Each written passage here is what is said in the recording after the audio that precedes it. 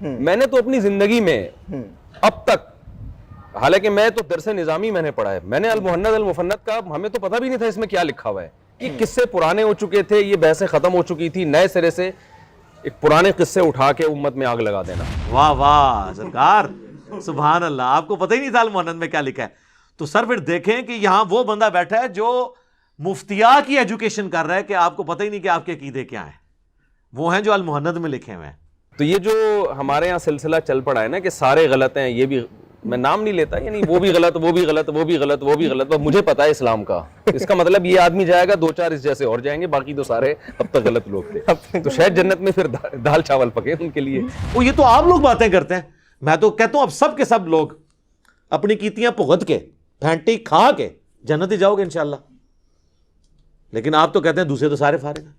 ہمارے حضرت حکیم الامت مولانا تھانوی رحمۃ اللہ علیہ کے سامنے ایک شخص نے کہا کہ جی احمد رضا بریلوی نے تو یہ بات لکھی ہے، اس طرح کہہ دیا. آپ جانتے ہیں کہ مولانا احمد رضا خان بریلوی جو ہیں انہوں نے ہمارے اکابر کے خلاف کفر کے فتوے دیے، تو حضرت نے ڈانٹا ہوں کہ تم ایسے نام کیوں لے رہے ہو بغیر کسی تعظیمی لقب. مولوی کہتے، مولانا کہتے، مولانا احمد رضا خان بریلوی کہتے، تم نے صرف احمد رضا خان بریلوی کیوں کہا؟ یعنی گویا اس کو بھی ان کی توہین سمجھا اور ٹوکا کہ ٹھیک ہے تمہارے خلاف دوسرے مسلک کے آدمی ہیں، ہمارے اوپر فتوے بھی لگائے، لیکن ہم اپنی زبان کو گندا نہیں کریں گے، ہم اپنی زبان سے ان کی توہین نہیں کریں گے. تو اللہ تبارک و تعالیٰ نے ہمارے اکابر کو ایسا بنایا کہ اپنی زبان کو ہمیشہ دائرے میں رکھیں.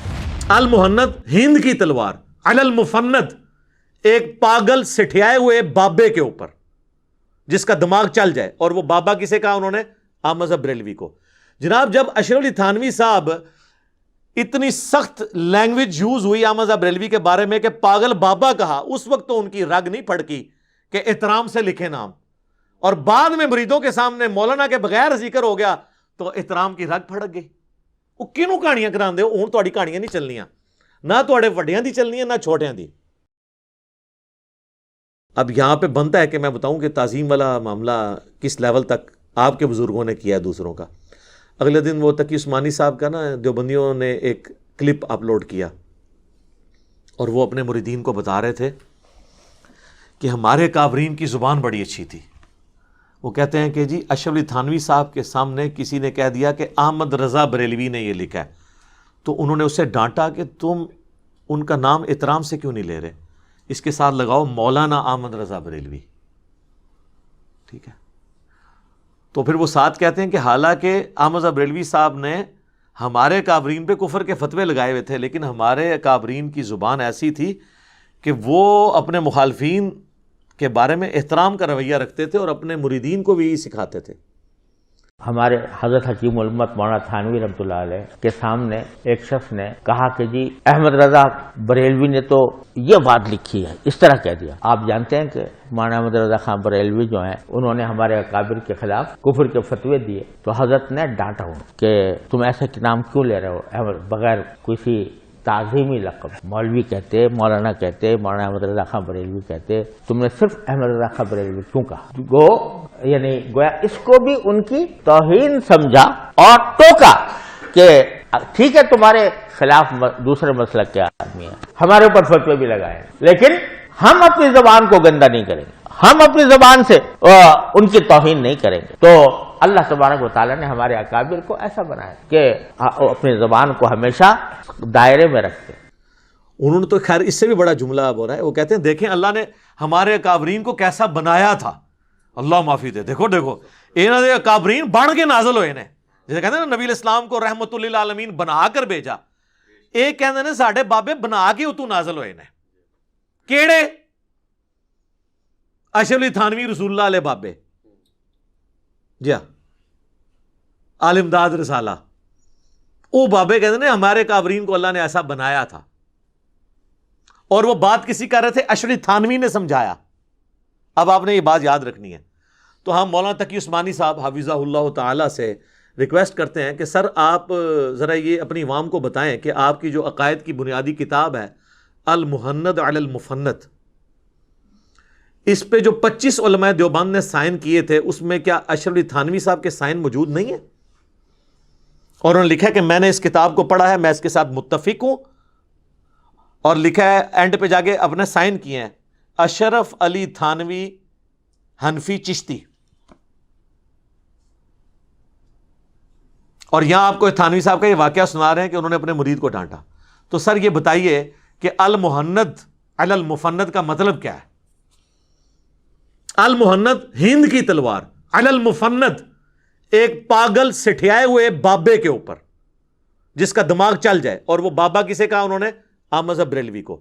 جناب جب اشرف علی تھانوی صاحب اتنی سخت لینگویج یوز ہوئی احمد رضا بریلوی کے بارے میں کہ پاگل بابا کہا, اس وقت تو ان کی رگ نہیں پھڑکی کہ احترام سے لکھے نام, اور بعد میں مریدوں کے سامنے مولانا کے بغیر ذکر ہو گیا تو احترام کی رگ پھڑک گئی.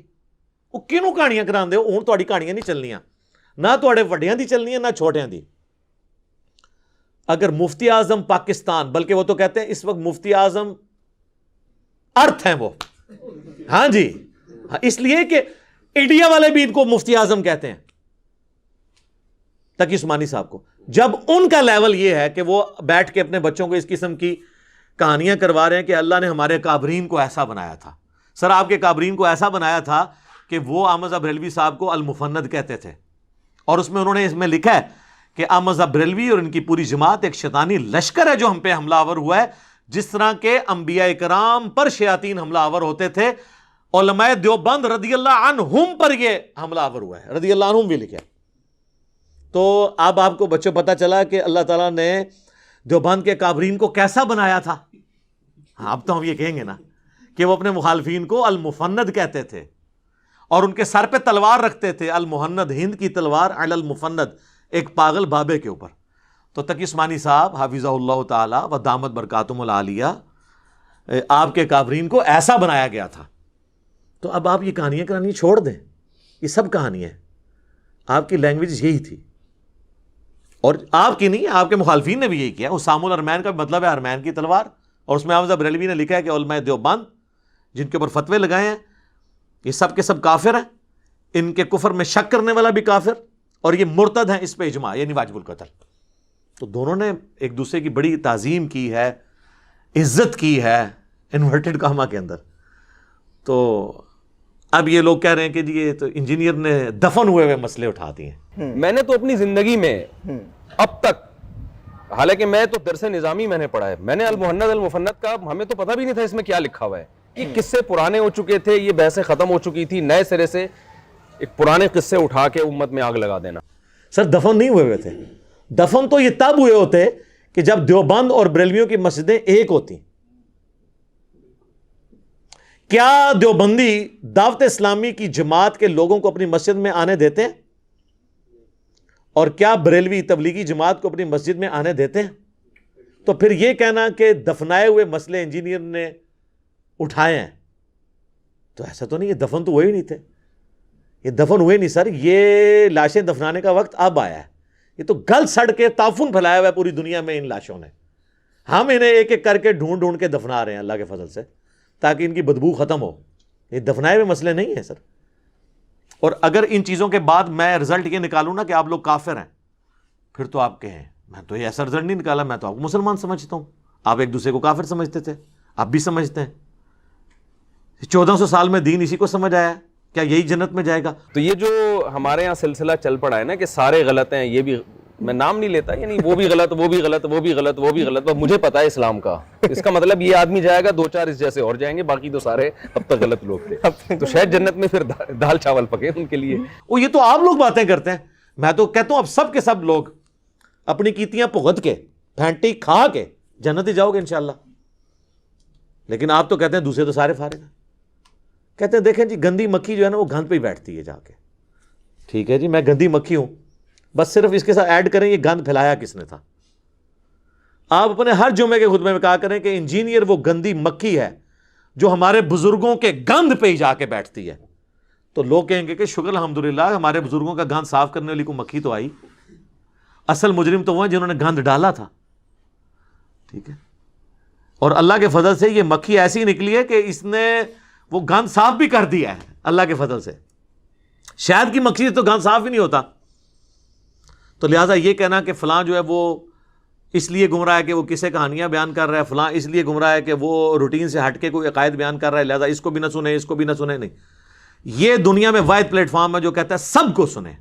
ہمیں کانفیڈنس ہے کہ ہماری بات سننے والے لوگ، ان کو آپ دنیا کا کوئی بڑا مفتی اعظم لا کے سامنے بٹھائیں، انہوں نے تو وہی کہانیاں سنانی ہیں، وہ کوئی ریفرنس ہے ہی نہیں جو ان کو اٹریکٹ کرے.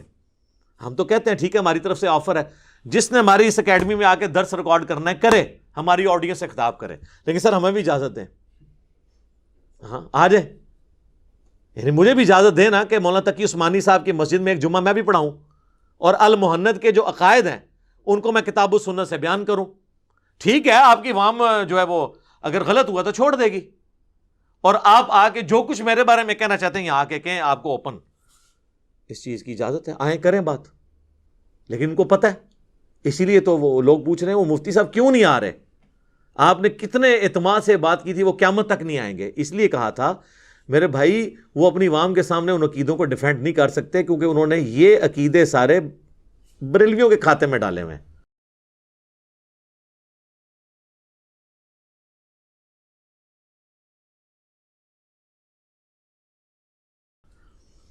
بلکہ ابھی تو اردو پوائنٹ کو جو مفتی صاحب نے انٹرویو ریکارڈ کروایا اس میں تو انہوں نے کہا کہ ہم تو درس نظامی کر کے مفتی بن کے فارغ ہو گئے، ہمیں تو پتہ ہی نہیں تھا کہ المحند میں کیا لکھا ہوا ہے. میں نے تو اپنی زندگی میں اب تک، حالانکہ میں تو درس نظامی میں نے پڑھا ہے، میں نے المحند المفند کا ہمیں تو پتہ بھی نہیں تھا اس میں کیا لکھا ہوا ہے. یہ قصے پرانے ہو چکے تھے، یہ بحثیں ختم ہو چکی تھی، نئے سرے سے ایک پرانے قصے اٹھا کے امت میں آگ لگا دینا. واہ واہ سرکار، سبحان اللہ، آپ کو پتہ ہی نہیں تھا المحند میں کیا لکھا ہے. تو سر پھر دیکھیں کہ یہاں وہ بندہ بیٹھا ہے جو مفتیا کی ایجوکیشن کر رہا ہے کہ آپ کو پتہ ہی نہیں کہ آپ کے عقیدے کیا ہیں، وہ ہیں جو المحند میں لکھے ہوئے ہیں. تو اللہ کا شکر ہے، سچائی سچائی ہوتی ہے، وہ اپنا رنگ دکھاتی ہے اور دکھائے گی انشاءاللہ. ان لوگوں کو بات کرنے تھے، ہم یہ کبھی قدغن نہیں لگا سکتے فلاں بندے کی بات سنو فلاں کی نہ سنو، سب کی سنو. میں تو کہتا ہوں تمام مکاتب فکر کو تبلیغ کرنے کی بھی اوپن اجازت ہونی چاہیے، اور مسجدیں بھی جو ہے نا یہ فری ہونا چاہیے. جس مسجد میں کوئی جانا چاہے درس و بیان کرنا چاہے وہ کرے، کیوں اس پہ قدغن لگاتے ہیں؟ اگر کہانی بیان کرے گا لوگ خود ہی چھوڑ دیں گے، اگر قرآن و سنت سے والا دے گا لوگ ایکسیپٹ کر لیں گے. آپ کو کیا مسئلہ ہے؟ ان کو مسئلہ یہ ہے کہ وہ جب دلائل سے کوئی بات کرے گا آ کے تو ہماری بھیڑیں تو گئی ہم سے. ہاں، اور ہم جا کے کہیں بھی بات کریں گے تو ہم نے تو وہی کہانیاں سنانی ہے. اور جن کو آلریڈی قرآن و سنت کا شاید منہ کو لگا ہوا ہے تو وہاں پہ جا کے ہم نے جو یہ اپنے جا کے یہ کھٹی قسم کی شربت پھینکنی ہے، وہ کس نے اس کو استعمال کرنا ہے؟ ان کو یہ خطرہ لگا رہتا ہے. لہذا یہ اس قسم کے مطالبات ہم سے بند کریں. اب لوگوں کو کتابوں کے ساتھ جوڑیں بجائے بابوں کے، جسے ہم نے عرض کیا کہ مرنے سے پہلے اے مسلمان کر لے اس پہ غور، کتابوں کا خدا اور ہے، بابوں کا خدا اور. بابے بھی اسی خدا کو مانتے ہیں لیکن ان کوالٹیز کے ساتھ نہیں جو کتاب و سنت میں آئی ہیں. چونکہ دین آسمانوں سے نازل ہوا ہے، یہ زمین میں کوئی نہیں بنا سکتا. زمین میں رہنے والا شخص بھی وہی دین پیش کرے گا جو آسمان سے نازل ہوا ہے، جس میں کوئی ترمیم نہیں کر سکتا.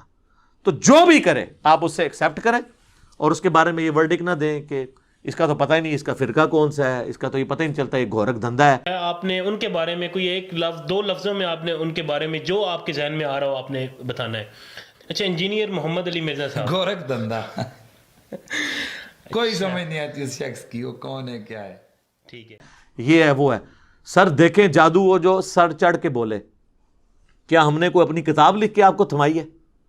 کتابیں وہی ہیں جو آپ کے مدارس میں پڑھائی جاتی ہیں. یہ 7 کتابیں ادھر میں نے رکھی ہیں، قرآن ملا کے 8، جنت کے 8 دروازوں کی نسبت سے، بخاری، مسلم، ابو داؤد، ترمذی، نسائی، ابن ماجہ، مشکات المصابیح، نوٹس، سب سے اوپر قرآن. اگر تو یہ کتابیں شروع سے تھیں اہل سنت کے ہاں اور میری بات اس میں نکل رہی ہے تو آپ اپنے آپ کو روئیں نا کہ آپ کی باتیں اس میں کیوں نہیں نکل رہی. میرا کیا قصور ہے؟ میرے ساتھ لڑنے کی ضرورت ہے؟ یہ تو ہماری ایک بلٹ پروف بلکہ مولوی پروف شیٹ ہے، اس طرف کوئی پہنچ ہی نہیں سکتا. ان کتابوں کو روندنا پڑے گا، اور یہ تو آپ روند سکتے ہی نہیں ہیں. ہاں نجی محفلوں میں ضرور روندتے ہیں، پبلک میں نہیں روند سکتے. پبلک میں روندیں گے تو لوگ پھر آپ کے ساتھ وہ اشر کریں گے جو آپ دوسروں کے ساتھ کرنے کی کوشش کرتے ہیں. تو اب ان کے پاس یہی ہے کہ یہ کتابیں کسی طریقے سے نا جی دنیا سے غائب ہو جائیں. اور لوگ وہ میں نے بتایا نہیں، ایک ناکام عاشق کی طرح ایک مولوی نے جا کے وہ ایک ویڈیو بنائی ہے جنگل میں بیٹھ کے کہ کتنا اچھا وقت تھا، لوگ اپنے اپنے علماء کے پاس جاتے تھے، ان سے مسئلے پوچھتے تھے. پھر انجینئر آ گیا سر ابھی تو اچھا وقت آیا ہے. انجینئر آیا تو اس نے کہا بھی بریلوی دیوبندیوں کے پیچھے بھی نماز پڑھ لو یار, اور دیوبندیوں بریلویوں کے پیچھے بھی پڑھ لو, اہل حدیث ان کے پیچھے پڑھ لو. ہم نے تو آ کے آپ کو جوڑ دیے, اور اس سے بڑا اتحاد یہ کرایا کہ آپ سب لوگ اکٹھے ہو گئے ہیں ہماری وجہ سے, ایک دوسرے کی عزت کرتے ہیں.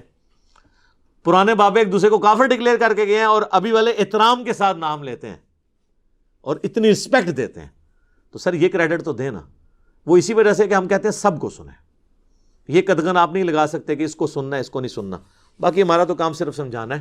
کوشش کر رہے ہیں انشاءاللہ تعالی امام مہدی کے لیے راہ ہموار کر رہے ہیں, کیونکہ امام مہدی بریلوی دیوبندی اہل حدیث شیعہ میں اگر آئے کسی ایک میں بھی, باقیوں نے نہیں ماننا. جو مرضی آپ کر لیں, یہ مان سکتے ہیں نہیں مان سکتے. وہ اسی وقت آئیں گے جب سب کے سب اپنے لوگ اپنے آپ کو مسلم کہیں گے, یعنی دوسرے معنوں میں نہ میں وہابی نہ میں بابی, میں ہوں مسلم علمی کتابی. ٹھیک ہو گیا جی.